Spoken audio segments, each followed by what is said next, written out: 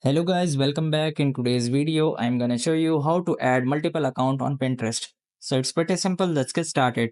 So first of all, you have to open up Pinterest application on your mobile phone. So I'm just searching for Pinterest application and simply open up that specific application.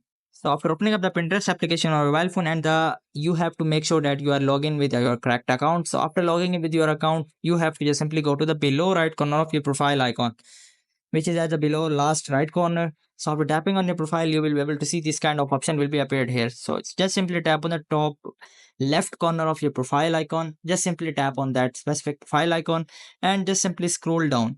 So after scrolling down, you will be able to see the login section. There is an option which is add account.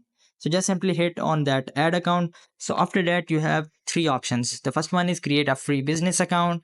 So if you want to create a free business account, you will be able to select the first option. So if you want to create a new personal account, you have to just simply select the second option. But here I want you to log in with multiple accounts. So for that, you have to just simply click on this third option, which is connect with existing account.